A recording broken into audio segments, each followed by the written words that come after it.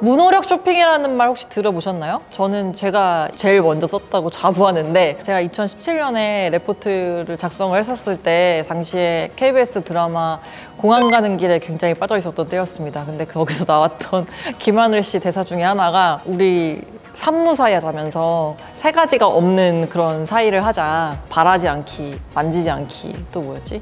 헤어지지 않기였나? 그래서 그거를 제가 갖다 붙이려고 유통업 내에서 산무 기술이라고 해갖고 그때 당시에 엄청 핫했던, 그래서 무인 점포, 그다음 무인 물류까지는 됐는데 세 번째 무가 없는 거예요. 그래서 이 제로 에포트 쇼핑을 갖다가 무노력으로 번역을 해가지고 레포트를 썼는데, 작년 말에 11번가가 CTO 분이 발표를 하셨었는데 그때 앞으로 무노력 쇼핑을 지향하겠다라고 발표를 했었거든요. 그래서 굉장히 반가웠습니다. 이 무노력 쇼핑의 핵심은 소비자가 주는 명령에 반응을 해서 자동으로 쇼핑을 좀 편리하게 해주겠다라는 게 내용의 핵심입니다. 스마트 기기를 통해서 이런 무노력 쇼핑을 침투시키려는 유통업체들의 노력이 있었었는데, 처음 시도되었던 방식은 13년도 4월 달에 아마존이 대시 완드라는 이런 긴 막대기 같은 거, 이걸 통해서 좀 하려고 했었던 것 같아요.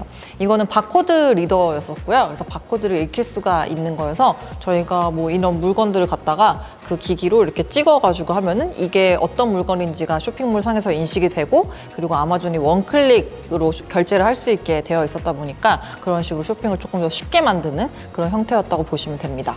이어서 이거가 조금 더 레벨업돼서 나왔던 게 아마존 대시 버튼이었는데요. 요만한 이제 버튼인데 그거를 가전기기에다 붙여놓고 그 가전기기랑 연관이 되는 일용품을 버튼만 누르면 자동으로 제 장바구니에 주문이 될 수 있도록 하는 그런 형태였었고요. 그냥 얘기만 들으면 되게 편리할 것 같잖아요. 그냥 누르기만 하면 되니까. 근데 이 버튼이 4불 99센트나 해요. 조금 해가지고 뭐 그렇게 비싸지 않을 것 같은데 와이파이 기능도 들어가야 되고 하다 보니까 이 버튼이 이제 비쌌습니다. 실제로 포레스터 리서치에서는 2015년도 최악의 제품으로 아마존 대시를 꼽기도 했었습니다. 어쨌든 이게 성공했고 실패했고를 떠나서 저희가 주목해야 될 부분은 단순 재구매, 계속 반복되고 아무 의미가 없는 그런 행위들은 지속해서 업체들이 없애려고 하는 그런 과정에 놓여 있다. 다시 생각해보면은 이런 품목을 쇼핑하는 것을 사업으로 영위하고 있는 업체들 같은 경우에는 인지를 하고 있어야 되는 대목이다, 이렇게 보고 있고요. 한 발 더 나아가서 예측형 커머스도 한 단계 더 진화할 거라고 보고 있습니다. 사물 인터넷으로 기기들이 서로 연결이 되고요. 챗 GPT 같은 인공지능이 고객에 대해서 정보를 수집을 하고 또 분석을 해서 자동으로 쇼핑이 되게 해주는 기술인데요.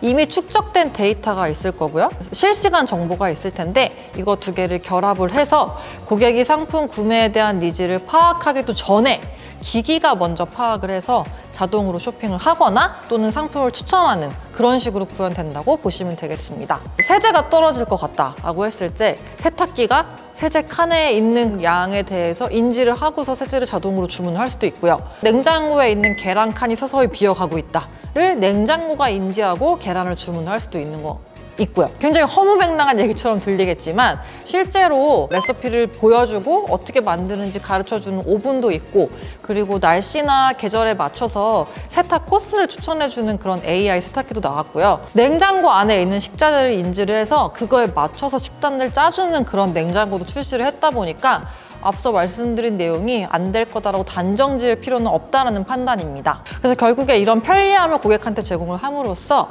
자사 플랫폼에 묶어두는 락인 효과까지 노리고 있는 게 이런 플랫폼들의 전략이라고 보실 수가 있겠습니다.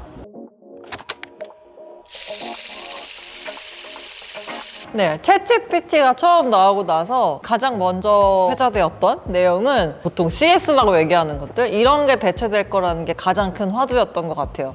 챗GPT한테 물어보니까 본인도 똑같이 얘기합니다. 얘기합디다. 사실 이 상담원 콜센터 업무가 굉장히 감정적으로 피곤한 업무잖아요. 감정이 없는 인공지능이 해준다면은 정말 효율적인 처리가 가능히 하겠죠? 기업 입장에서도 수백, 수천 명이 해야 되는 그런 업무를 인공지능 하나만 구매를 하면, 프로그램 하나만 구매하면은 그걸 다 대체를 할 수가 있으니까 비용 절약도 되고 굉장히 효율적으로 할 수 있는 그런 방안이 되겠습니다. 근데 귀찮은 과정들, 이런 걸 없애주는 게 마냥 좋은 것인가?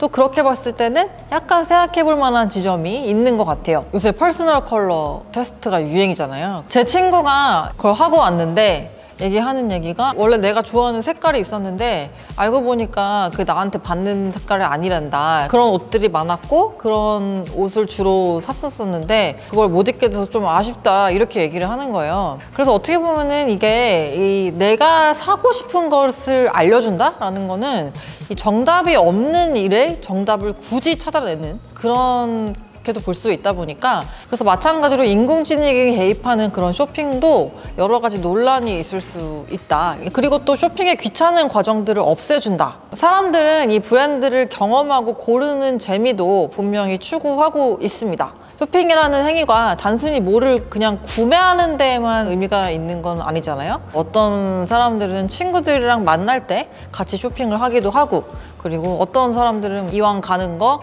쇼핑몰 돌아오면서 걷는다, 뭐 이런 식의 쇼핑도 있을 거고요. 그래서 이런 변화에 잠식되지 않으려면 이런 단순한 구매를 넘어서는 무언가를 지속적으로 추구해야 된다, 이렇게 판단하고 있습니다. 요새 굉장히 팝업 스토어를 많이 기업들이 오픈을 하고 있는데 저는 이것도 같은 맥락이다, 이렇게 판단을 하고 있어요.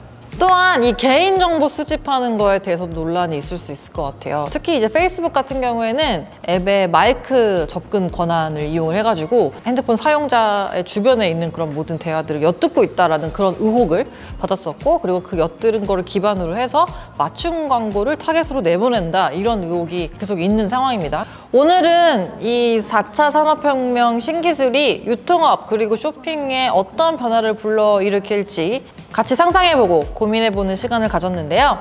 사실 오늘 제가 이 입고 나온 코디가 챗 GPT한테 물어봐가지고 조금 제가 응용해가지고 맞춰서 입고 나온 코디였는데 어땠나요?